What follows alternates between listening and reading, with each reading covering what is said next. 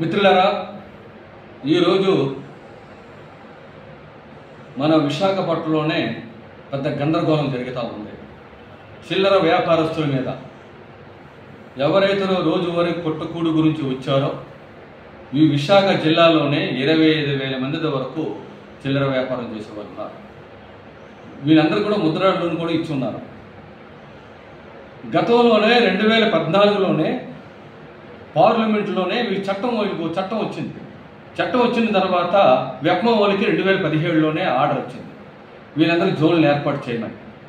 ఈ రోజుకి 11 సంవత్సరాలు అవుతున్నప్పటికీ కూడా వీళ్ళు నెత్తి నడుక నడిచి బాధ్యతారహితంగా ప్రభుత్వ అధికారులందరూ కూడా బాధ్యతారహితంగా వాళ్ళ మీద ఈ రోజు వరకు జోన్స్ ఏర్పాటు చేయలేదు.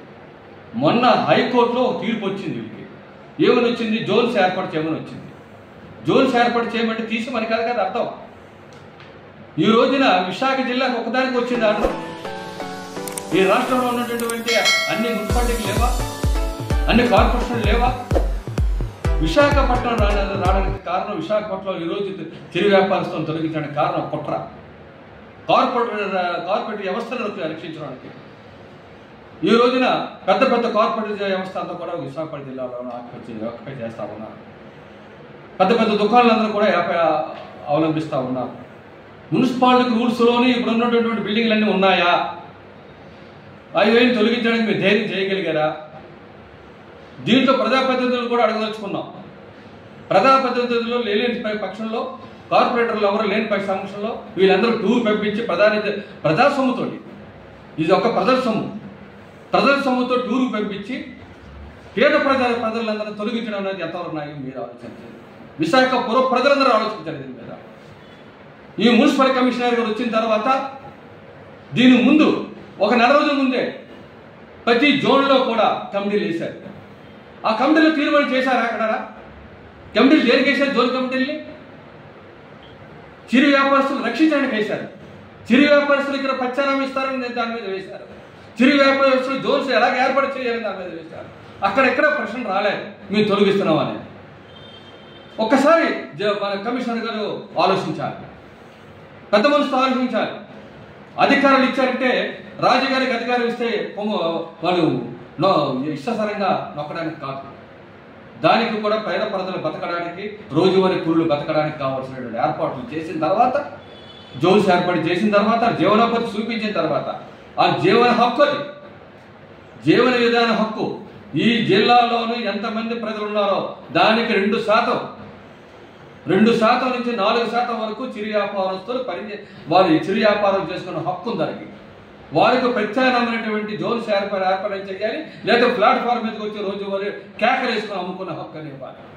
కేకలు వేసుకొని అమ్ముకున్న హక్కుని, ప్లాట్ఫామ్ మీద ఉన్న హక్కుని జోన్స్ ఇవ్వకుండా నిరంకుశంగా ఈ రోజు కోర్టు ఆర్డర్ ఉందని చెప్పడం అనేది చాలా ఆశ్చర్యకరం. చాలా ఇది.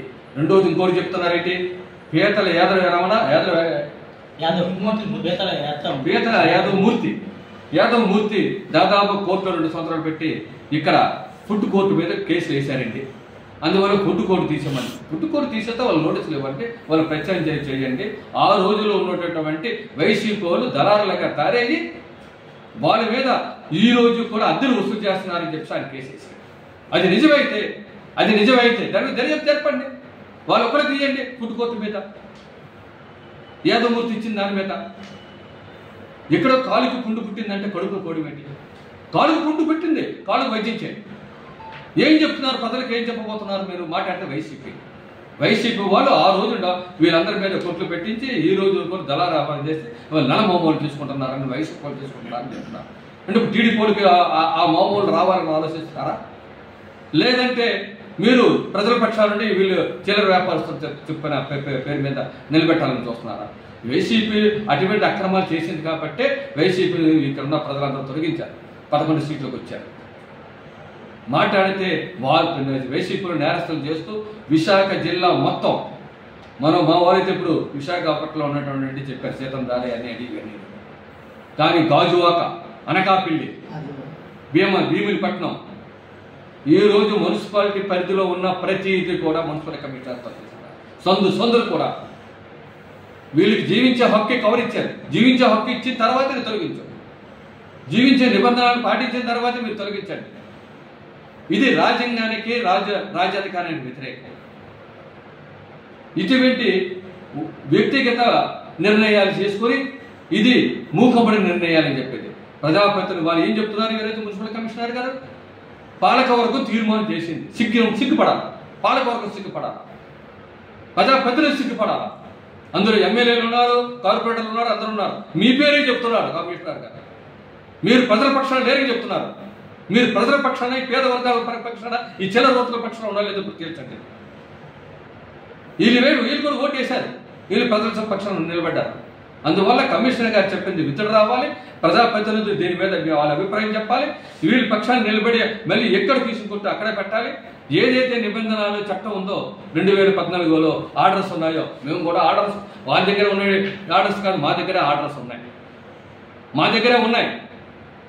దాని మీద సరి చేయాల్సింది కార్పొరేటర్లు ఉన్నటువంటి మున్సిపాలిటీలో స్టాండింగ్లో మాట్లాడాలి. అందువల్ల ఇది రాగాలనే వీళ్ళు ఇప్పుడు అందరూ తీర్థయాత్రలకు వెళ్ళిపోయిన తర్వాత, వీళ్ళందరూ క్యాంపులు వెళ్ళిపోయిన తర్వాత ఇటువంటి కార్యక్రమం పెట్టారు. ఎమ్మెల్యేలు సెక్షన్స్కి వెళ్ళిపోయిన తర్వాత పెట్టారు. అందువల్ల దీనికి ఏమైనా అడిగితే ఎమ్మెల్యేలు కానీ కార్పొరేటర్లు లేని టైంలో పెడితే వాళ్ళు మేము లేవు కదని చెప్తారు. మీరు లేనప్పుడు వాళ్ళు ఏం చెప్తున్నారు? మీరు తీర్మానం చేశారని చెప్తున్నారు. దాని మీద తేల్చాలని చెప్పేసి మీ ఏఐటీసీ తరఫున కోరుతాం. విశాఖ నగరంలో గత 2 రోజుల నుంచి కూడా జీవీఎంసీ అధికారులు చిల్లర వ్యాపారస్తుల మీద, ఫుట్పాత్ మీద వ్యాపారాలు చేసుకుంటున్న చిన్న వర్తకుల మీద వాళ్ళ యొక్క ప్రతాపం అనేది చూపిస్తున్నారు. గత 2 రోజుల నుంచి కూడా ఆక్రమణల పేరుతోటి ఈరోజు అనేది రోడ్డు సైడ్ వ్యాపారాలు చేసుకుంటున్న చిన్న వ్యాపారాలు చేసుకుంటూ కుటుంబానికి కోసం అనేది జీవనం కోసమే జీవనోపాధి వాళ్ళు చేసుకుంటున్న చిల్లర వర్తకుల మీద వాళ్ళ బడ్డీల్ని లేకపోతే దుకాణాలని ఇవన్నీ కూడాను అక్రమంగా దౌర్జన్యంగా తొలగింపులు అనేది పూనుకుంటా ఉన్నారు. ఇది చాలా అసందర్భమైన విషయం. దీన్ని ఏఐటీసీ విశాఖ జిల్లా సమితిగా తీవ్రంగా ఖండిస్తూ ఉన్నాం. పెద్దవాళ్ళకి అనేది ఒక రూలు, అలాగే పేదవాళ్ళకి ఒక రూలు అనే పద్ధతుల్లో ఈరోజు అనేది జీవీఎంసీ అధికారులు అనేది వ్యవహరిస్తూ ఉన్నారు.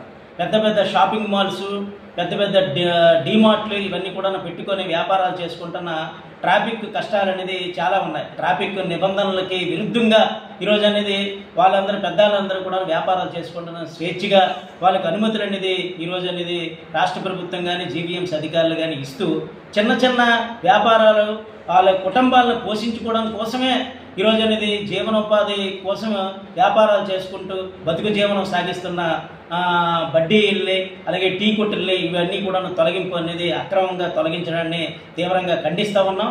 ఈ చర్యల్ని ఏఐటీసీ అనేది ఖండిస్తూ ఉన్నది.